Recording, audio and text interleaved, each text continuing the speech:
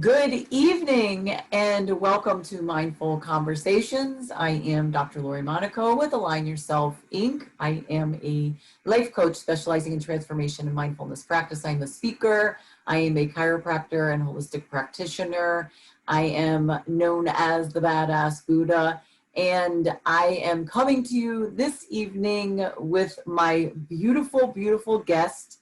I'd like to introduce you to this beautiful and inspiring lady named Ann Andrews. Good evening, Ann. How are you tonight? I'm doing really well, Lori. How are you? I'm well, thank you. Thank you so much for coming on the show. So let me tell you a little something about Ann. So Ann Andrews of Ann Catherine Design has been working with women for over 20 years as a clothing designer, wardrobe stylist, and professional image consultant. She is passionate about helping women who struggle with the way they look, guiding them to notice and then reframe the negative self-talk that comes from old patterning. Ann offers women a new way to see themselves, showing them how to dress in a way that is in alignment with who they are. And I love that word, of course. You know I love that word, alignment. Ann wholeheartedly believes that beauty is essential to our well-being and is far more than something we see. Beauty is something we feel, something we experience. When we are not in alignment with authentic self-expression, our self-image suffers adversely, affecting our confidence, credibility, and success. Very, very true. So she writes, she is the founder of Ann Catherine Design, and she's been working with women one-on-one for over 20 years. First as a clothing designer and more recently as a professional image consultant and wardrobe coach. She's also started speaking, which she says is a total surprise to her because of her experience working with women so closely. She's able to articulate the pain that we carry around based on our appearance, as well as provide solutions. She is a designer, consultant, entrepreneur. This is what I love. She writes, because I usually ask everybody, you know, do you have kids? Tell me a little bit, like your titles and all that stuff. And she writes, my kids are grown. I'm a canary in a coal mine sort of gal, super sensitive, which we're going to talk about because I'm going to ask you about this. Super sensitive, which is a challenging attribute, but actually the same quality that makes her good at what she does. It's that blessing curse thing. And I'm right there with you. I'm right there with you. Yeah. She says that she is a musician and plays Irish fiddle when she can find the time. What drives her is helping women to release the emotions and pain they carry around their appearance. It's so common that she's taken a deep dive into the word beauty, trying to understand why this is such a phenomenon. She's passionate about helping women see and experience themselves in a new way. She's just created a course that helps us understand the reasons for individual and collective pain and maps out a way for women to reclaim their beauty from impossible culture standards, which we're going to talk about. She believes this is holding us back from our true power, and she's committed to helping women take it back. And welcome, my dear. Welcome, welcome. I am so glad you are on this evening. So, wow, that is a lot of stuff. And the reason I am so glad that you are on this evening, because I know that you're going to be able to sort of dispel myths of the idea of beauty. Like the title that you chose for tonight's conversation is Reclaiming Your Beauty. And I know that you mean it in a much deeper way than what the actual words say, because beauty is a very interesting, heated conversation sometimes, because we like to raise, especially women, and especially raising little women, we always want to make sure that they don't focus on the outer appearance, the beauty, but you know that it's all, no matter what we do, it's all connected.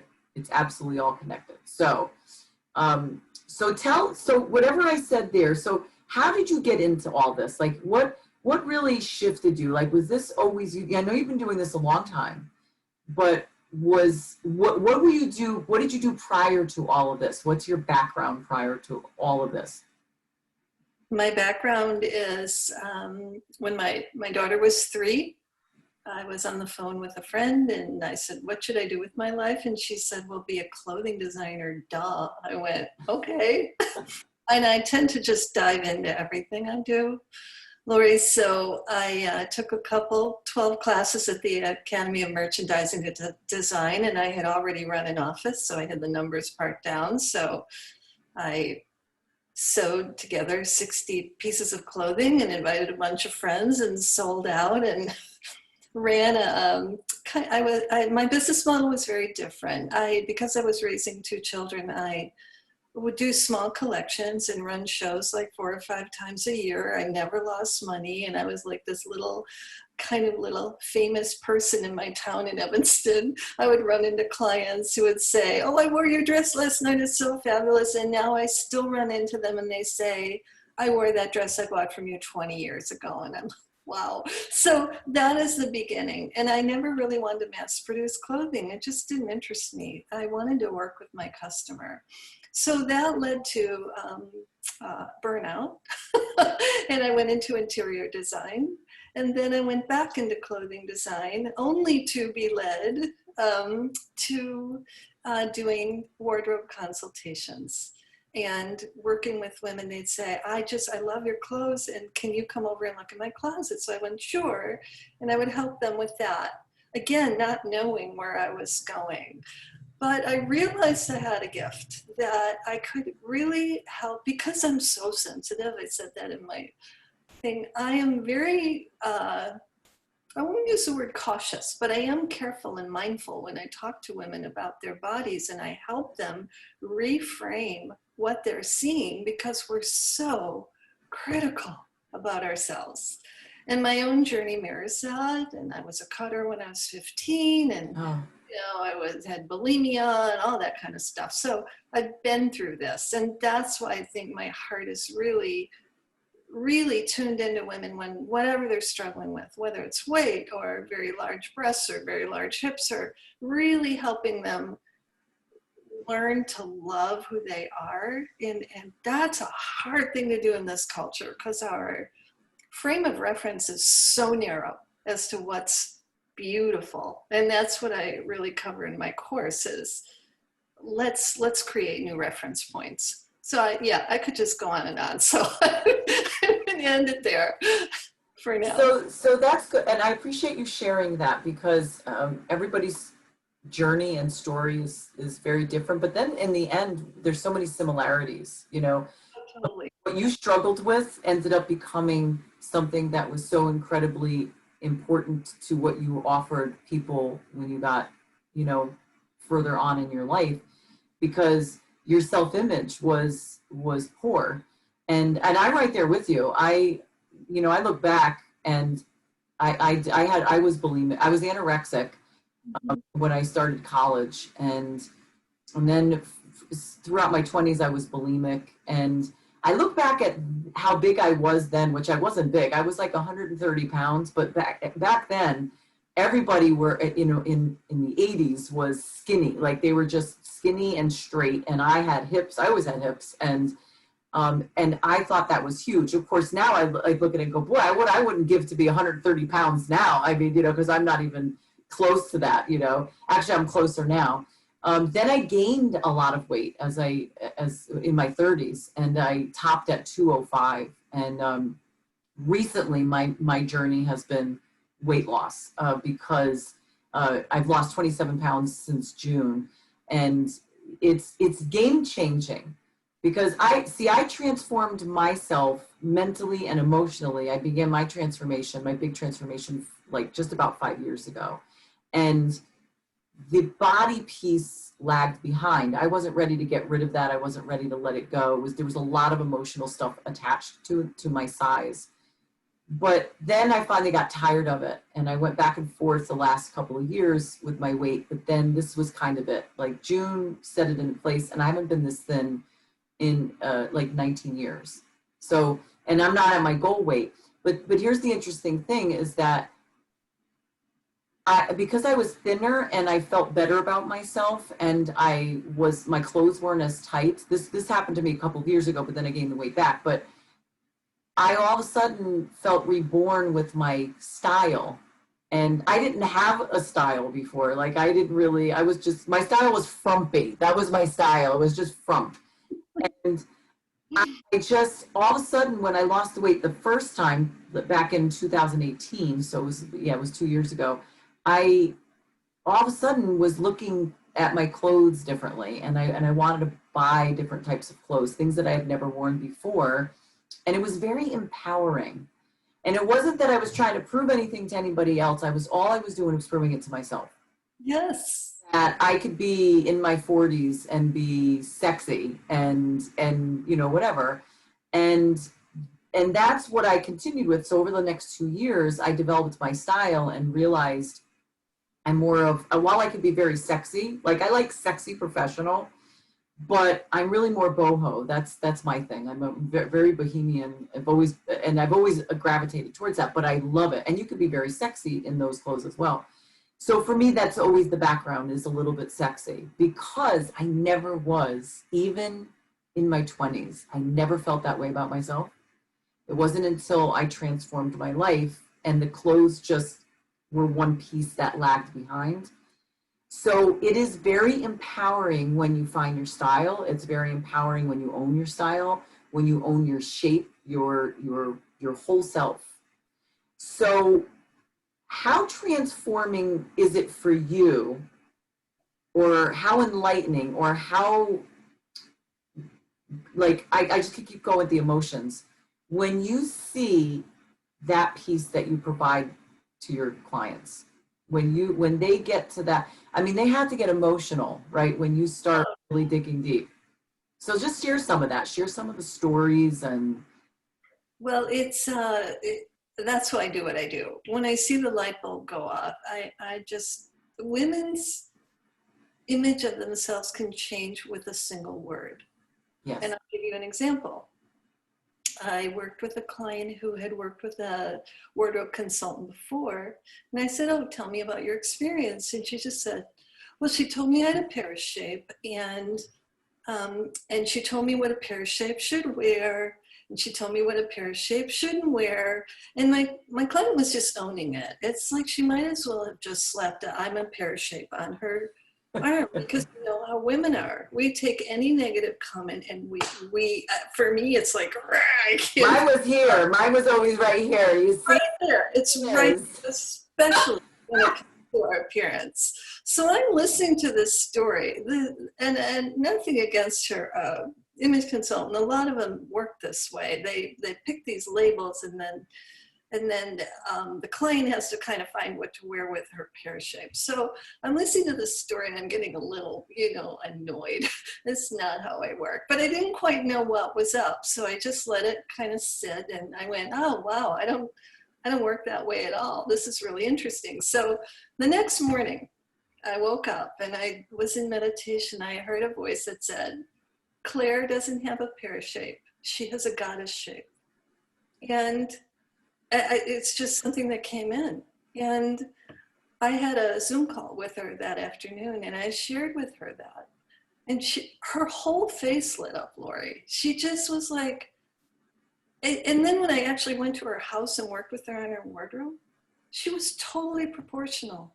All she saw were her hips. I had to teach her, "Where are your shoulders?" She'd say, "Here." "Where are your hips?" "Here." They're right in line. She was perfectly proportioned, but because she had that label of pear shape, she would go to the mirror, look at her hips, that's all she would see.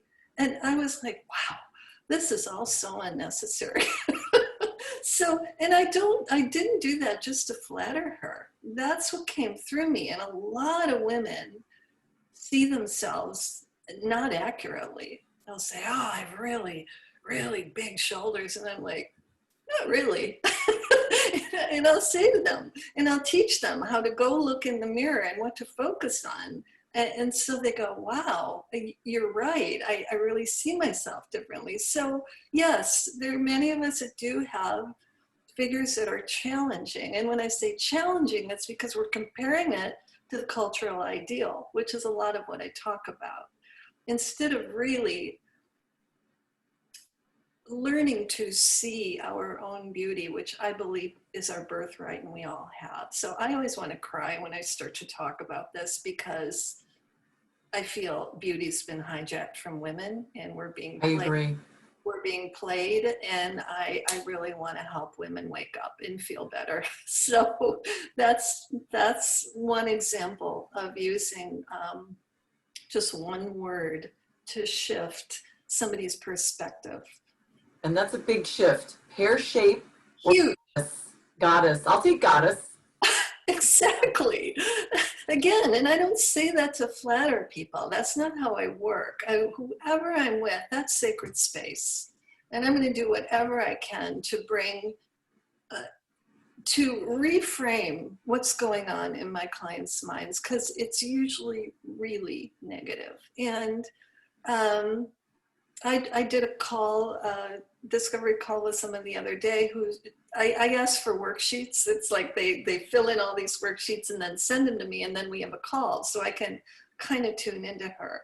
And her whole thing was, I feel old, I feel ugly, I feel fat. And then I went on her website and I saw this woman, and all I saw was beauty.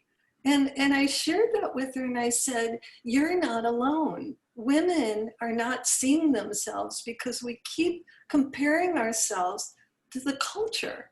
And when I say that, I say celebrity culture. Those, whether or not we know that, whether or not we know it, that's who we're comparing ourselves to. So we're all going to come up short there. It's like, and when I think about it, I go, I don't even want to look like that. So, Oh my gosh, me either. Me either. all we have, yeah. In fact, so I, you know what, one of the, I don't really watch a lot of TV, but one of the channels that tends to be on in my house is the Hallmark channel. And the funny, and because it's just so light and airy and everything. And the funny part is, I always joke because the Hallmark channel, I always say, and I'm sorry, Hallmark channel, but I'm just making my opinion here because I love your movies. So don't hate me. But it's like, I think one of the prerequisites for people who act, especially females, is that they have to have a facelift. Like everybody on there, like they're all like this. They're like, you know, their face is so, and I laugh every time because it's just not, they look like, I see it now and I see it all the time and I'm like, do they think that looks good? Because I understand, you know, you get a wrinkle here and you get this, and I lost weight and I got this little turkey thing going on here. And maybe a little something, I don't know, but when you get fillers in and all this stuff and it changes their actual look of their face. And then we're not even talking about the body piece. Oh my goodness. We're just talking about the face piece, you know? And I just look at that and I'm like, oh, but that, I don't think it looks good. I mean, if they think it looks good, that's kudos to them, because it really is about what you think, what you feel about yourself in the end. And if somebody, I have no judgment. If somebody wants to get some plastic surgery done because it makes them feel better about themselves, that's fine. It's not my thing. Maybe it will be someday. I don't know. But like right now, I'm fine, and I'm 50, and I don't feel that I don't look 50. I mean, somebody who's 25 going, oh, honey, you look like older than 50, but whatever. It's how I feel and how I think I feel, you know? So what is right now, because you're in this right now, because I know it's changed over the years, what is the current body ideal? Like, what is the ideal body type that you hear from women? Like, what is it right now? And is it the same as it was years ago? Well, I would sum it up in one sentence. It says, fashion is asking us to look like sex objects or little girls right now. And there's not much in the middle. So, which is not real appropriate for people's professional life. Yeah. And when I say little girls, sometimes I'm talking about the TV anchors. So when you look at the guys, there's a guy on each side with a suit on and a shirt, and this woman showing up with a short sleeve dress, and it's short, and she's got her heels on, and she's sitting like, and I'm like, wow, she looks like a little girl. And for me, this is also in my course, but no judgment here, Lori. I'm just observing. Sure. Me, I look at that anchor woman and I don't take her seriously because she looks like a little girl, and she may be smart as a whip, but the men have their clothes on. So in the game of power, I think it's really interesting that the men have their clothes on and the women are like showing up in these skimpy things. I'm going, okay, interesting. in terms of the power game. Like, who are you taking seriously? And I ask women in my course to pay attention to these things so we can consciously choose. And I give them tools for how to choose how we want to look. Because right now, what we're seeing is a lot of superficial layers imposed on women. Men, Lori, have a uniform. They wear a shirt and a pair of pants and a jacket. It doesn't matter who they are, that's what they're wearing. So this is the interesting matrix, and actually why I stayed away from talking about this for so long, because I don't want women to think I'm judging. B, I don't want to take away fashion from them, but I do want them to feel better, and they're not conscious of why they feel so terrible. And the reason I would say that women feel in general, most women I run into feel badly about the way they look. And the reason is they're using celebrity culture as reference points. It's all we have because we don't have a uniform and we want to look attractive. So it's like, well, where do I look? Where do I find a model of something that I can actually adopt that works for me? We don't have it for most women. So we either go the Hollywood route or we're hiders. You know, there's not much in the middle. So that's the dilemma, because we don't have a uniform. And I'm not advocating for that, but we have to become aware of, why do I always feel uneasy and self-conscious? I don't think men go through this. They put on their shirt, their pants, their jacket off, they go, they're done. They're focusing on what they're good at. And they have other issues, believe me, but it's the main point around beauty, which is why I even reframe and redefine the word beauty, is really something women struggle with. And I want to move us past this, because I think we're wasting a lot of energy and time. And that's not to say, I have to say this a lot, that we don't want to be attractive. I think wanting to look attractive is an aspect of self-care. I really do. But when we're trying to fit ourselves into this very narrow box, we're never going to get there. It's a lose-lose game. So when I woke up to that, and that's now what I share with women, and lo and behold, they're loving the message. It's like, yay, freedom from all of this. Yes. Yeah. Yeah. Because what you're doing is you're teaching them, when you teach authentic self, you're teaching the individual to, embrace their truth, who they are at this moment in time. And who they are at this moment in time, because this is what I do as a coach, does not mean that this is it for the rest of your life either. So let's say you work with a woman who is, 30 pounds heavier than what could be for her size, for her age and her height. Okay. And in this day and age, it's not a vanity thing. Being overweight, being obese is also a health thing. Okay. So let's say she's about 30 pounds overweight and you come in there and she just embraces it. She's like, you know what? I look fabulous and blah, blah, blah. And she owns it. And that's what we want her to do. We want her to own it. We want her to feel good about herself. We want her to wear the clothes and just walk down her runway every single day, being the person that she is at that moment in time. Yeah. Then as she grows and as she evolves, because that's what you do when you just continuously transform your life, you're constantly evolving. We do. Then you one up yourself, and one day you say, you know what? I think I look fantastic. I feel okay. But you know what? I think I want to lose this weight because I want to. Not because I think I don't look good or somebody else wants me to. I feel that it's time to do that. And then she does it. Right. And I mean, that's where I got to. I was toting around the weight and I was just like, you know what? I'm kind of done with this now. Like, I don't want to be this weight anymore. It doesn't represent me mentally. It just doesn't. So the weight started to come off. And so that's the whole beauty of it, is that no matter what your choice is, it is your choice because you are representing your authentic self, not the image that that society has posed upon us, or that you think, because we do that a lot too. We think that we're supposed to be a certain way. And I got to give credit to, there's some men out there who they wholeheartedly love their wives.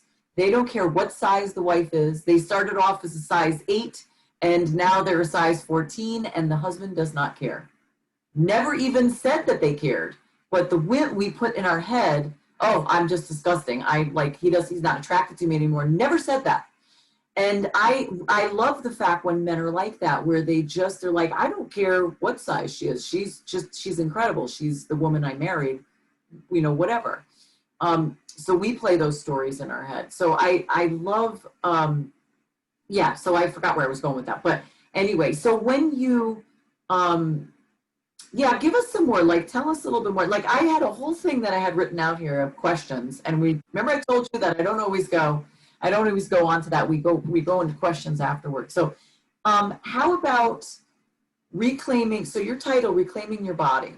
Why is it so important for us to do this? Why is it so important doing your job, teaching us to reclaim our bodies? Why is it especially nowadays more than ever?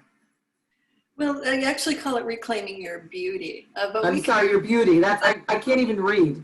It says it, and I can't even read correctly. We can use body as well, Lori. It all comes from the same thing that I really repeat it over. I repeat it over and over in our course because this is so embedded in us as women. From back when I was 15 and I was cutting and hated my body and what I looked like, where does that come from?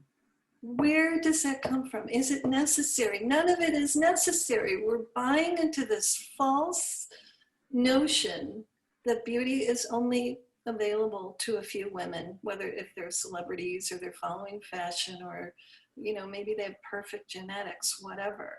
I'm tossing that whole thing out and saying beauty is our birthright. Beauty is something we all want to have a connection with.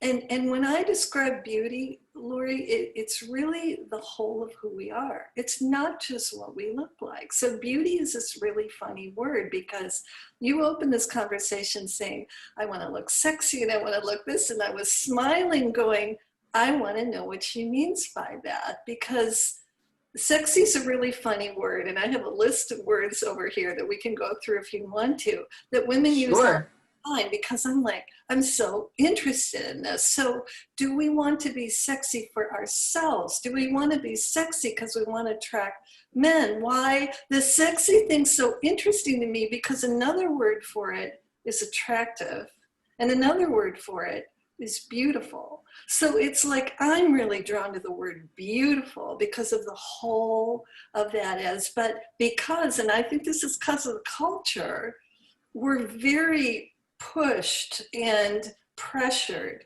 to be sexy. So, and again, nothing wrong with it, but I'm so curious about the nuances between these words. And I think in our culture right now, sex is front row center. Yes, I agree. Things are taking a back seat to that. And I actually think it's hurting women because we're on this. And you just pointed out a beautiful example. Men are going to love us anyway because they can't really live without us. So we're always going to see whether we're wearing cave women clothes or whatever, right? That's correct. It's true. So we're kind of buying into the sexy thing, which I don't think it's all necessary. I think if we step into our beauty, and this is why it's so hard for me to talk about this because I don't want to sound judgmental. I'm just opening a different window. I'm opening a different level of awareness that beauty is this whole thing of who we are. And so when I work with women, I first of all, I want you to respond to that. I'm curious what's going through your head. With what I had said before about being sexy? The sexy thing and tell me about that. No, I'd love to. So, and it's funny because I would have never had this conversation with you 5 years ago or longer than 5 years ago. All my life, I always, if somebody said to me, do you think you're beautiful? I would never, ever take that. Never took it. I would say, I think I'm cute And I'm cute and I have a good personality. I'm funny. And that was what I was willing to step up to, cute. Yep. I never viewed myself as beautiful. I never viewed myself as sexy. And the sexy part is for me. Like it literally is for me. It is not for anybody else. I am able to look at myself and say, you know, I am a beautiful lady, and I'm a very sexy lady, and I own it for me only. I don't even care if I go out of the house. I'll wear something and I'll just put something on and feel very sexy in it, and I might not ever leave my house. You know, I Yeah. don't have anywhere to go. And it's a feeling that I really can't describe to you. Like, but you know what I mean because you work with women all the time. And I have nothing to prove to anybody else except me because I did not prove it to myself for all those years. So I always joke and say things like, you know, I'm like dating myself. Like, you know how you're always trying to impress everybody else? You're always trying to dress this way to impress this person. You know, I'm dating myself. Like I am, so I'm getting dressed up for me. And Right. I am doing my hair for me. And, you know, and it feels really good to do that. There's Yeah. And sexy has an interesting chi to it. There's an interesting energy to it. But for me it is especially, yes. I love the way you described that. That was really beautiful because I think that word for a lot of people is I want to feel sexy because I'm not enough, and I want either attention from a male, or I want other women to know that I compete, or whatever it is. But all I ask women to do is to dive deep and understand why they're wanting what they're wanting, and if it's actually what they're wanting, right? Yeah. Because sexy can also be, they may mean, oh, I just mean attractive, or I just mean pretty, or I may just mean beautiful. So I want to address what you talked about when you said that you wouldn't accept that compliment. It's one of the first questions in my course. How do you feel when someone says you are beautiful? And I have a list. It's like, no way, or I kind of believe it, but and it goes all the way to I'm a goddess. But I had a woman in one of my very early workshops when I was, kind of planting seeds for what I'm doing now. And she said, oh, I would never call myself beautiful. And I went, oh, I mean, she was an artist and a healer, very gentle spirit. She was like this. I would never, ever call myself beautiful. And I found that fascinating. So what I've kind of uncovered as I've thought about this so much is that she does not have a connection with her beauty, that I believe is her birthright. And I think it's something all women long for. Actually, I think it's something all human beings long for, but especially women.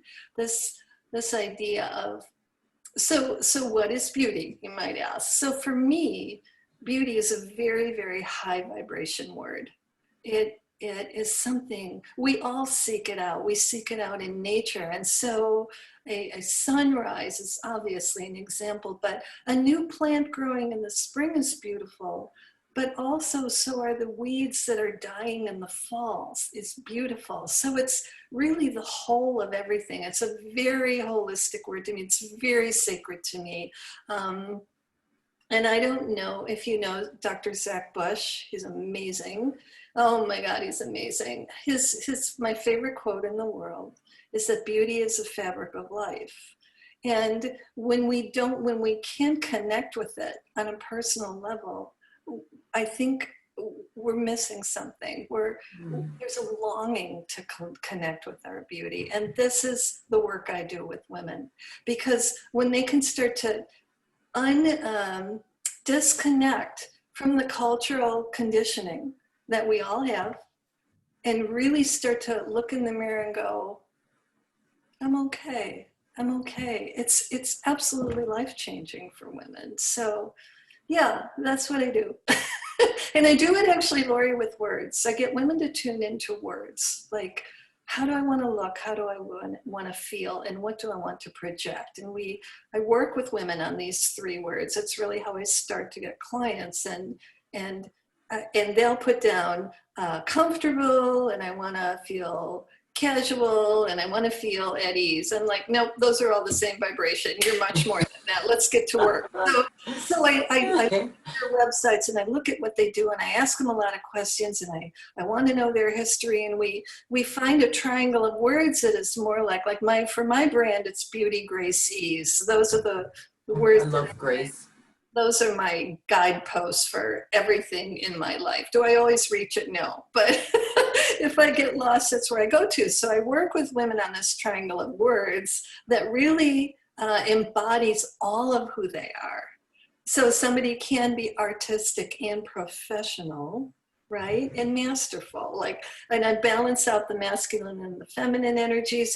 And I can tell, whether it's a phone call or a Zoom call, my body starts to vibrate when we get the right words for her, and she feels it too. It's so much fun.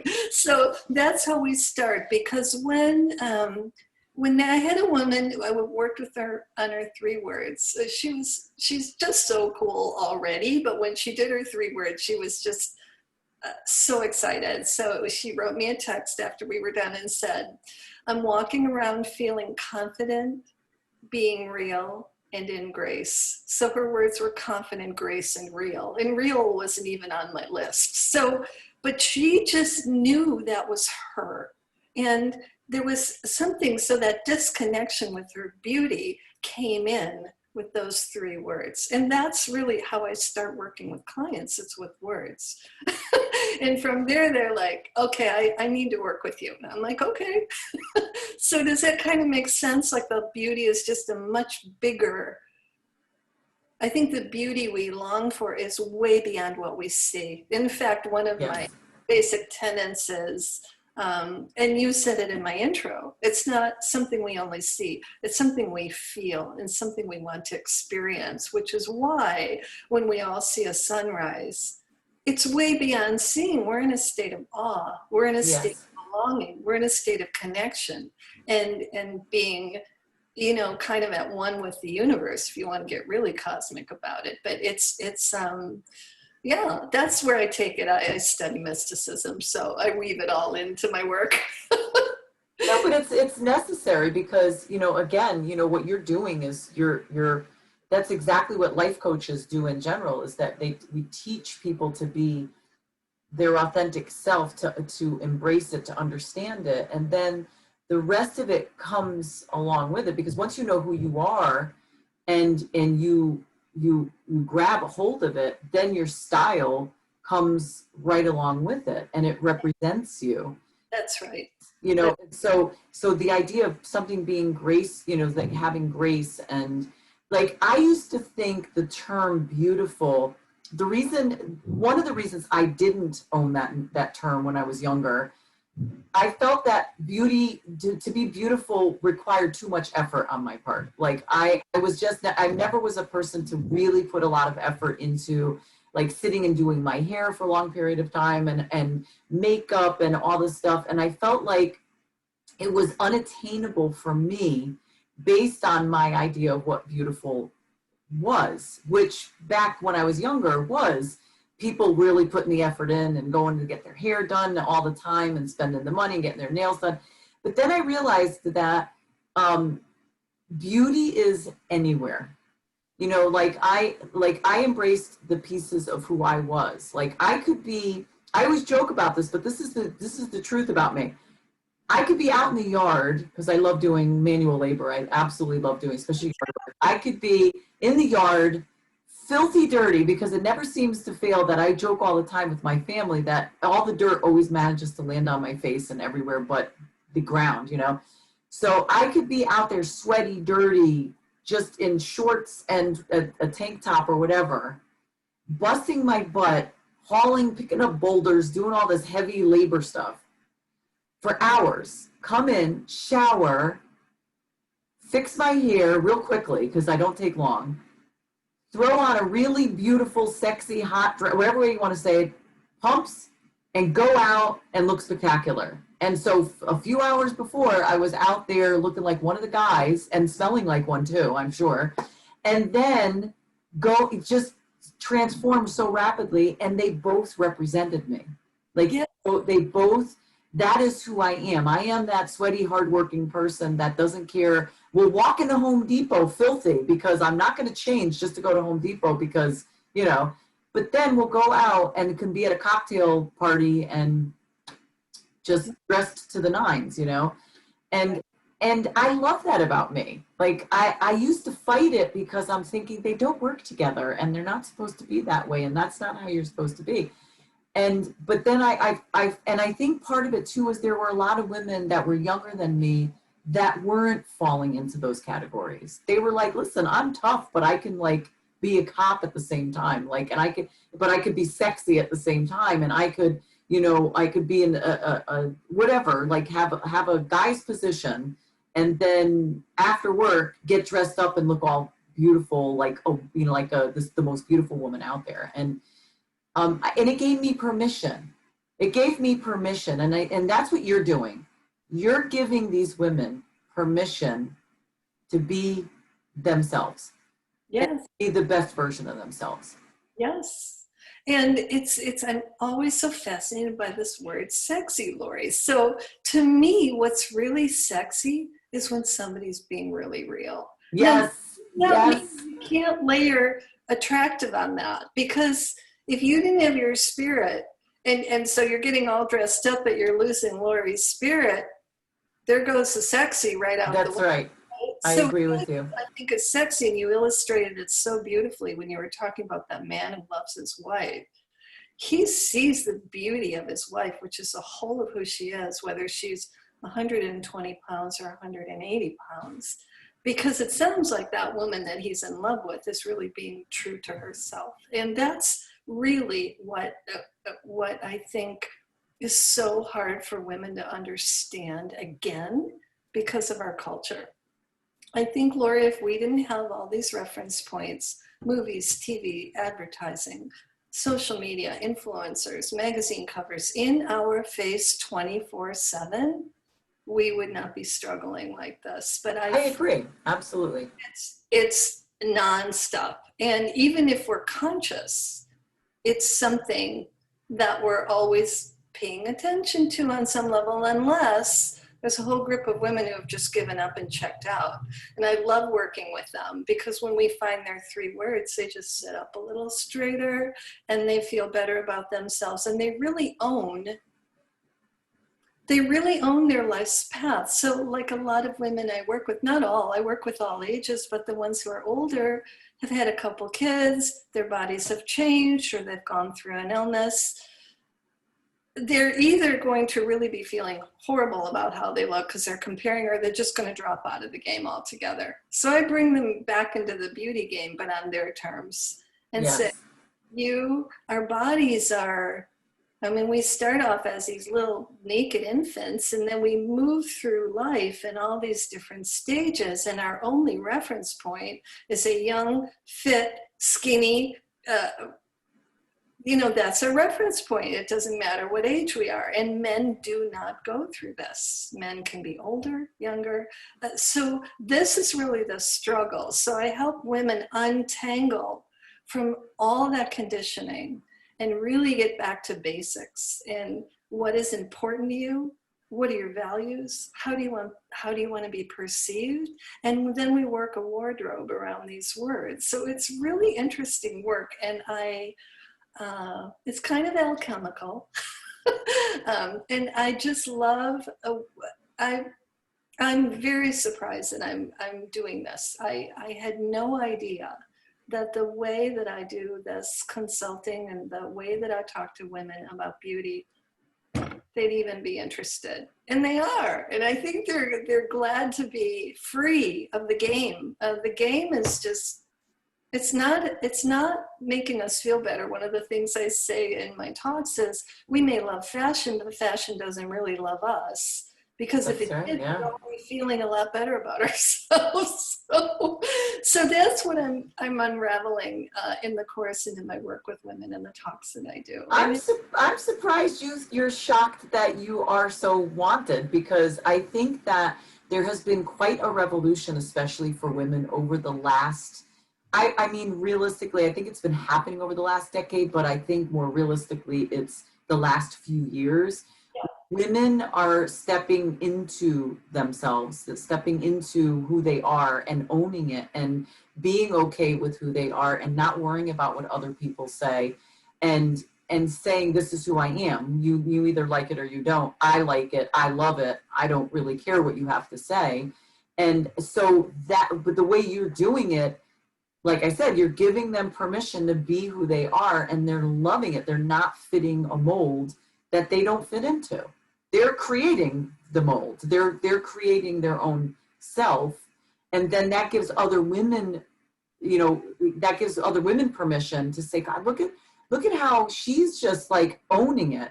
And, yeah, she doesn't have the most perfect body, because women can be mean to each other too sometimes. Oh, like, look at her shape, but they turn around and say, but look at how you could see how she feels about herself. And she's so like, I mean, even, I don't mean to bring it back to me, but I can only give myself as an example for some of these things that I can't tell you how many times I have gone, like, I'm like, oh my God, I got to run out to the food store really quickly. This is before the whole mask stuff, but I would run out to the food store and I'm like, I'm just going to put my hair up, and I catch a glimpse of myself and go, oh boy, you're just, you always say, oh, I don't look that good. I'm going to run into everybody. And that always happens, right? You always run into everybody. Always. But the funny part is that I literally put my hair up and I'm like, okay, you're kind of dressed down, but you're just going food shopping.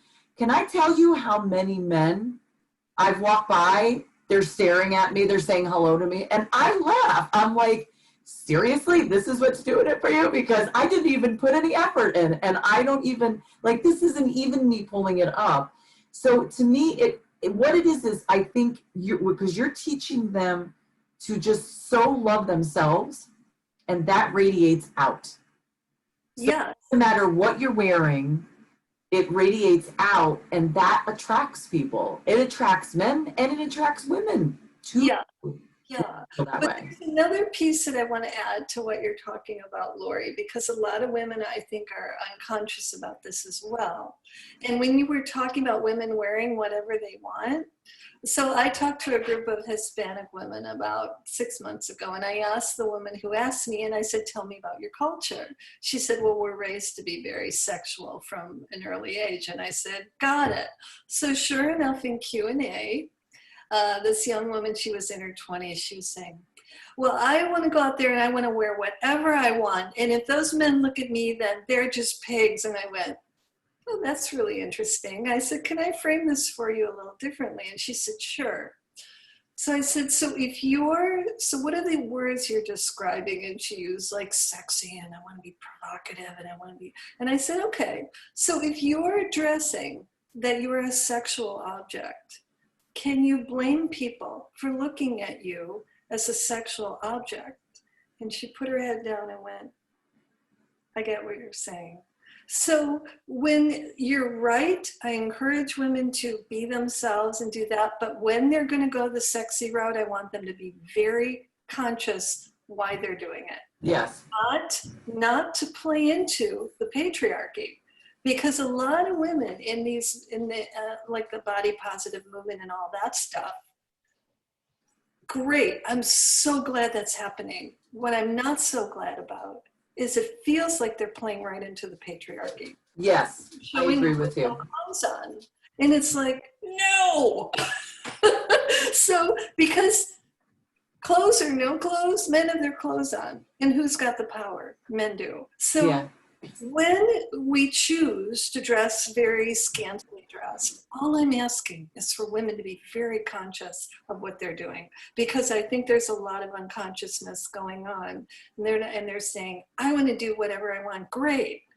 Then if you put object right here, then don't get mad when people approach you like that. There's an energetic exchange in how we dress. So that's an interesting thing that you just mentioned, and this is why I didn't want to talk about it, because I don't want women to go, I want to wear whatever I want. I'm like, I'm not telling you what to wear.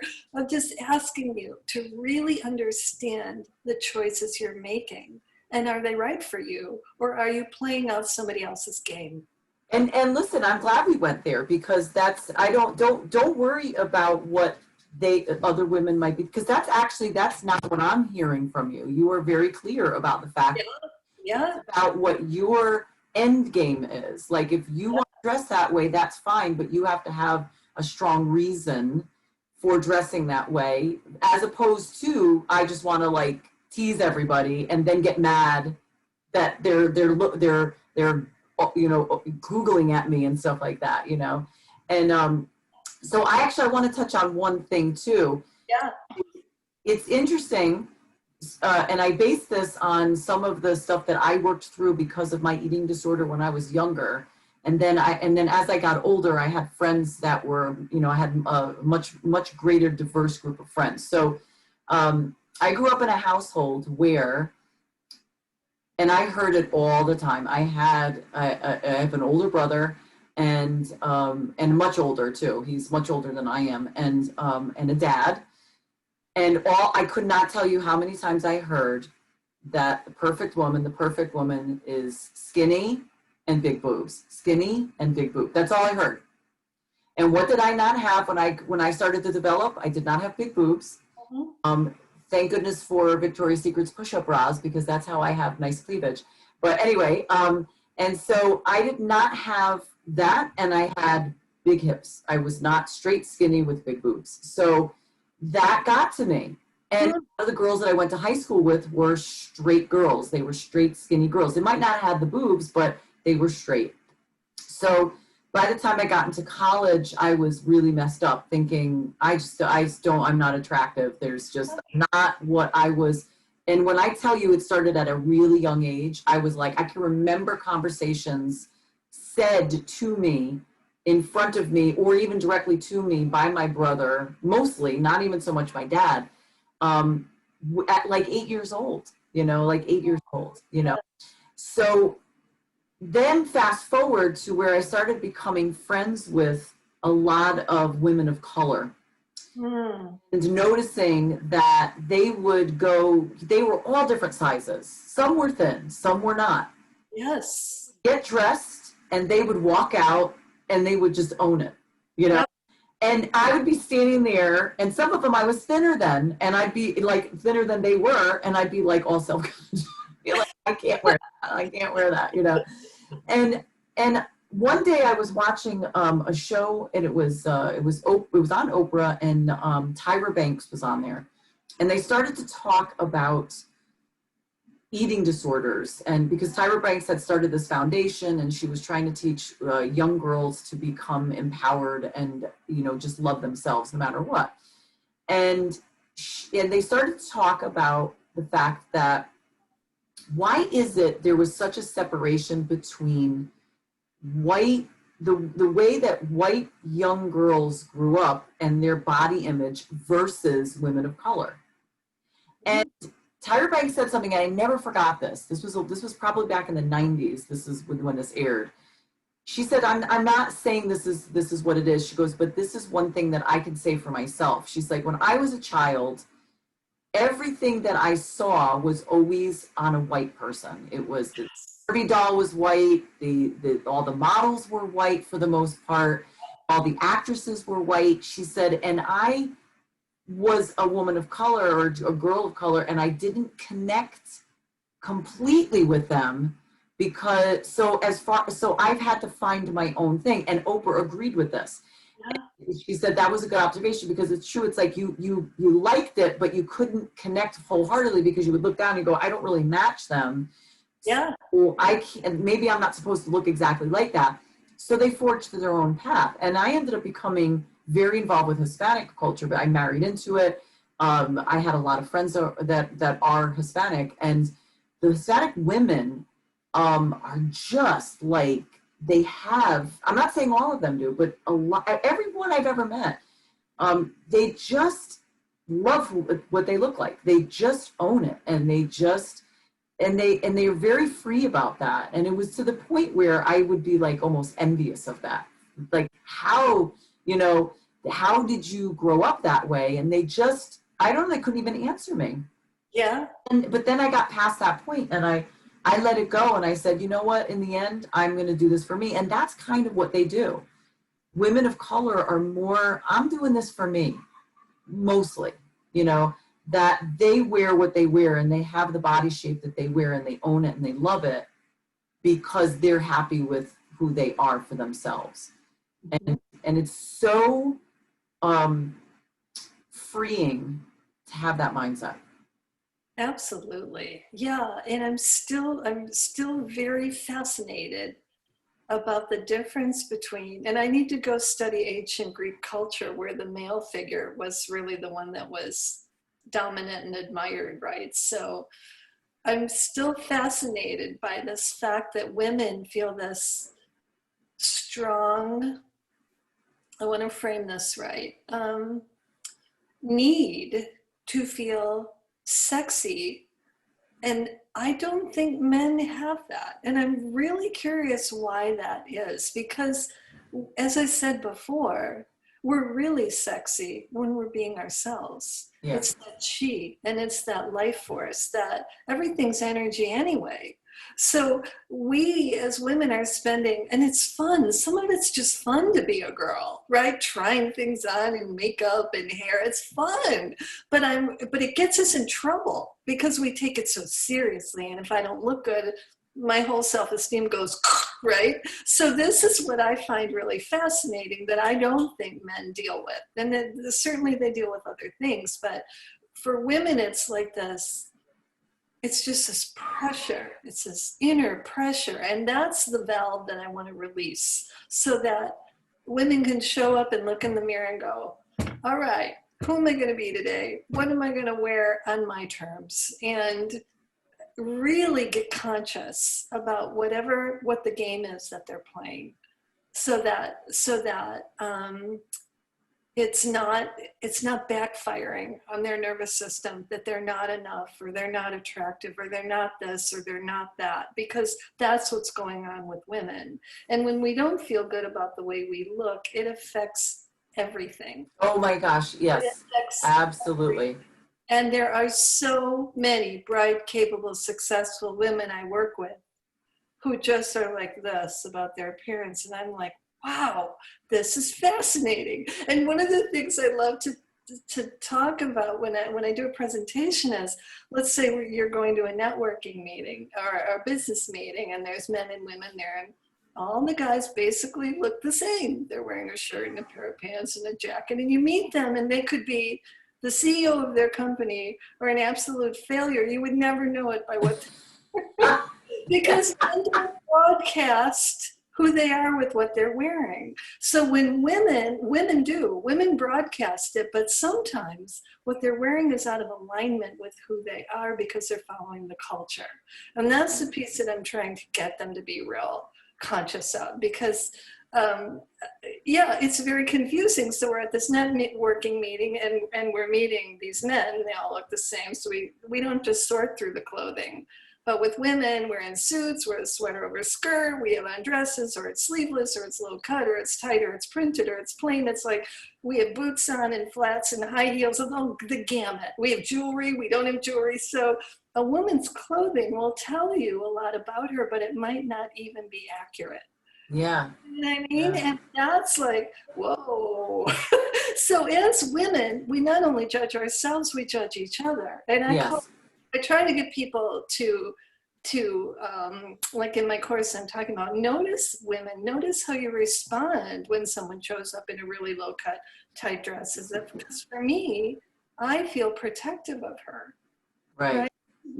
I feel protective, and it's like, wow, that's interesting. So there's this word judgment, but there's also this word discernment. Like, notice our environment and how women are behaving and how so many of us are just out of alignment with ourselves. Right. Because men in a uniform, they don't do this game. And that's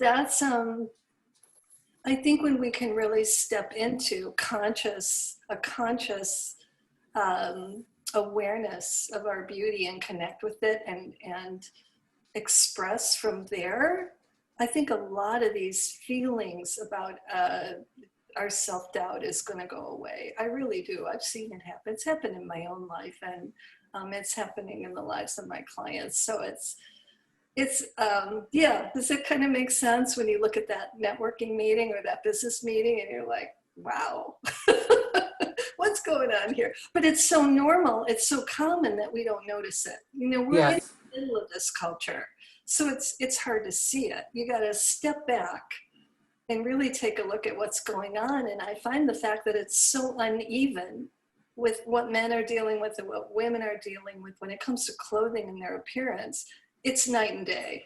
So no Yes. women are struggling. It makes sense. This is why we're struggling. So that's it. So so what you're bringing to the table is absolutely wonderful, and I could keep talking to you. I'm so enjoying this conversation. We're out of time, but before we go, I want you to quickly just let the viewers know how they can find you, and just very quickly about your workshop. Like what is it that you're do you have one coming up soon? They run all the time, or?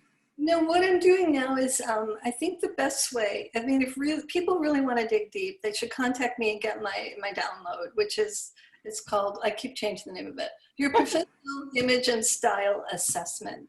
And it's going to walk them through things like, how do you feel when you look in the mirror, and how do you feel when people say you're beautiful, and what's going on in your closet? And then it's going to walk you through your values. What are the values that are important to you? And we end up with a bunch of words, a whole bunch of words on a page. Circle the ones that resonate with you. And then after that, they hop on a call with me and I get them to their 3 words. And that in and of itself can be life-changing for them. So that's really what I do one-on-one with people. But the course is also really interesting if people want to dive deeper. The course is called Permission to Be Beautiful. So I think the title is Beyond the Influence of Fashion and Culture. So yeah, I'm really excited about that. And so what's your website? It's AnneCatherine.com. And Okay. Anne Catherine is CATHERINE. And I will post it in the description section, or the comments section, so that you guys will have it and you can reach out to Anne for sure. And just out of curiosity before we go, what age groups do you have, like a specific age group, or do you ever work with younger people like teenagers? And I have worked, Lori, with 11-year-olds who are entrepreneurs. I was asked to come in and talk to a group of young entrepreneurs. They were mostly lower income women, so all different races, because they were about to take their business ideas to a group of investors. And I work through the same process as I do with my older clients. It's like, how do you describe yourself when you look in the mirror now? And they say, oh, hot, fashionable, sexy. And I'm like, okay, describe your business and your values. What are words? It's like compassion and caring. And I'm like, okay, do those words go together?